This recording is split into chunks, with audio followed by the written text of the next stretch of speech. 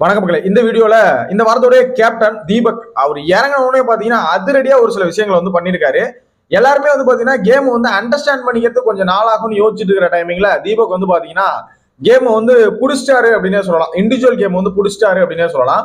Already நம்ம வந்து இந்த இண்டிவிஜுவல் கேம்ல பெஸ்டா விளையாடுவாங்க அப்படின்னு நம்ம வந்து ப்ரெடிக்ட் பண்ணியிருந்த ஆட்கள் வந்து பாத்தீங்கன்னா ஜாக்லின், தீபக், மஞ்சரி அண்ட் நம்ம முத்துக்குமரன் இந்த 4 பேர் வந்து வச்சிருந்தோம்.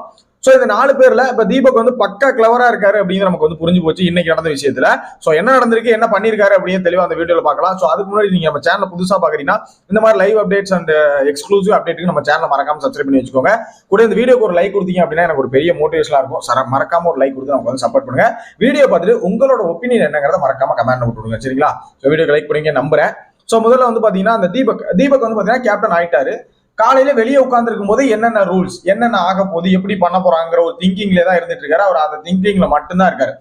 சரி, கேப்டன் ஆனதுக்கு அப்புறம் எல்லாரும் மாதிரி வந்து பாத்தீங்கன்னா பிக் பாஸ் இப்ப என்ன பிக் பாஸ் பண்ணணும், போன வாரம்லாம் அப்படி இருந்துச்சு, இந்த வாரம் இப்படி இருக்குமா, இந்த அடுத்த வாரம் அப்படி இருக்குமான்னு கேட்காம அவரே ஒரு பிளானை போட்டு என்ன பண்ணிட்டாரு, இது இப்படிதான் இருக்கும். அதாவது ஆல்ரெடி சீசன்ஸ்ல நடந்த மாதிரி இதுக்கப்புறம் வந்து பாத்தீங்கன்னா 2 டீம் அப்படி எல்லாம் இருக்காது. மொத்தம் 18 பேர் இருக்கும்.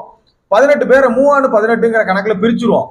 3-18 பிரிச்சு இந்த ஐடியா வந்து முத்து கொடுத்தாரு. பட் தீபக் வந்து ஒரு டீமா செட் பண்ணிட்டா கரெக்டா இருக்கும்னு பிளான் பண்ணாரு. ஓகேங்களா? கிரவுன் கொண்டு வந்து கிரவுன் வச்சு லிவிங் ஏரியால பேசியாச்சு.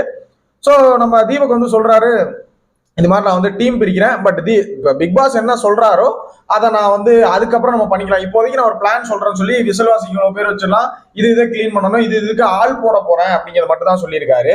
ஆனா அதை எக்ஸ்பிளைன் பண்றதுக்குள்ள வந்து பாத்தீங்கன்னா நம்ம பிக் பாஸ் என்ன சொல்றாருன்னு வெயிட் பண்ணலாங்கிற மாதிரி ஒரு பாயிண்ட் ஆஃப் வியூ.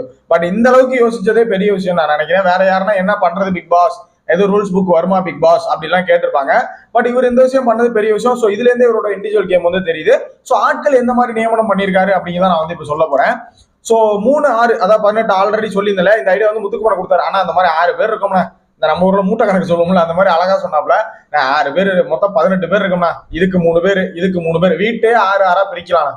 சரிங்களா? அந்த 8க்குள்ள உலகம் இருக்கு பாத்துக்கோ அப்படின்னு சொல்லுவார்ல ரஜினி பாட்டுல. அந்த மாதிரி வந்து பாத்தீங்கன்னா வீட்டை 6 பிரிச்சிருவோம்னா, பிரிச்சு விட்டோம் அப்படின்னா இதுக்கு 6 பேர், இதுக்கு 6 பேர், அதுக்கு 6 பேர்னு பிரிச்சிடலாம். அழகா முடிஞ்சு போயிடணும் அப்படிங்கிற மாதிரி சொல்லிட்டாப்ல. என்னன்னா வெசல் வாசிங்க அந்த கிளீனிங் டிபார்ட்மெண்ட் 3 பிரிச்சு 6 பிரிச்சிடலாம், கிச்சனை 6 பிரிச்சிடலாம், அப்புறம் மற்ற வேலைகள் வந்து 6 பிரிச்சாலும் சொல்லி 3 வந்து பிரிச்சிருக்காங்க.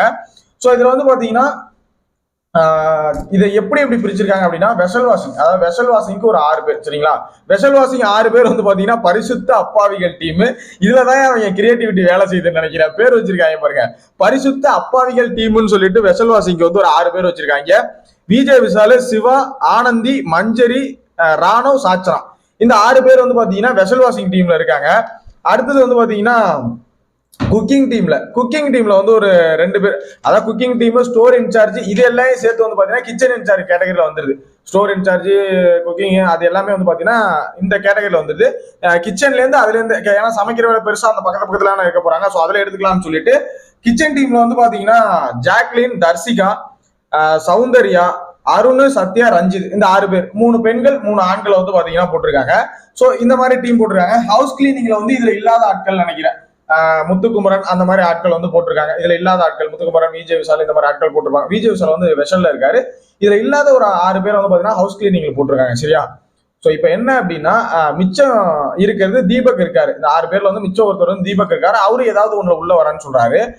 இதுல சௌந்தர்யாவுக்கு வந்து பாத்தீங்கன்னா சர்ஜன் அப்படின்னு சொல்லி சூப்பர்வைசர் மாதிரி ஒரு போஸ்டிங், கிச்சன் டீம்ல இருக்கக்கூடிய ஆட்களுக்கு நிறைய போஸ்டிங் கொடுத்துருக்காங்க.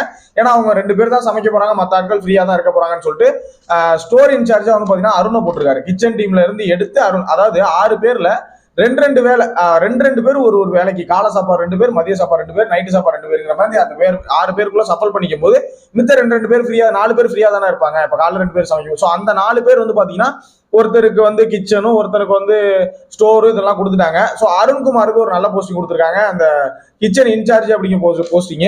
இந்த கிராசரிஸ் எல்லாத்தையுமே பாத்துக்கிறது அருண்குமாரோட வேலை அப்படின்னு தீபக் வந்து கொடுத்துருக்காப்ல. அதே மாதிரி ரஞ்சித்துக்கு வந்து ஸ்டோர் இன்சார்ஜ், ஸ்டோரை வந்து கிளம்புனா முன்னாடி மாதிரி தான், யாரும் போய் திறக்க கூடாது, ஸ்டோர் இன்சார்ஜ் பார்த்துட்டு என்னன்னு சொல்லுவாரு, அவங்க வந்து இது பண்ணிக்கணுங்கிற மாதிரி முன்னாடி மாதிரி அந்த பேட்டர்னை அப்படியே தீபக் வந்து கொண்டு வந்துட்டாரு. பிக் பாஸ் எதுவுமே சொல்லல. ஃபர்ஸ்ட் போஸ்டிங் மட்டும் சொன்னாரு. அப்ப பிக் பாஸ் வந்து கூப்பிட்டு தீபக் எதா இருந்தாலும் சொல்லிருக்க, முழுசா சொல்லிருக்க, கரெக்டா தான் தம்பி போறேன், நீ போற ட்ராக் கரெக்ட் தான், அப்படி சொல்லி கூப்பிட்டு நீங்க சொல்லிருங்க எல்லாத்தையும் அப்படி சொல்லிட்டாப்ல. சோ இந்த மாதிரி 3 டீமா பிரிச்சிருக்காரு. சோ இதுதான் வந்து பாத்தீங்கன்னா கேப்டன் பதவி ஏற்று முதல்ல அதிரடியா ஒரு விஷயம் வந்து பண்ணிருக்காரு. பட் எனக்கு ஒரே ஒரு கேள்வி, எல்லாருக்கும் ஒரு வேலையை கொடுத்துட்டாரு. அது எல்லாத்தையும் வாட்ச் பண்றது சூப்பர்வைசர் போஸ்ட் ஒன்று கொடுத்துட்டாரு சௌந்தர்யாவுக்கு. சோ இப்ப இவர் என்ன பண்ண போறாரு, எல்லாத்தையும் நான் ஜாயின் பண்ணிக்கிறேன்னு சொல்லி சும்மா அப்படியே மேய்ச்சிடலான்னு பாக்குறாரா, இல்ல இவர் ஏதாவது பண்ணுவாரு அப்படிங்கிற ஒரு ஆப்ஷன் உங்களுக்கு இருக்கா அப்படின்னு தெரியல. ஒருவேளை ஹவுஸ் கிளீனிங்ல இருப்பாரு அப்படின்னு நான் நினைக்கிறேன்.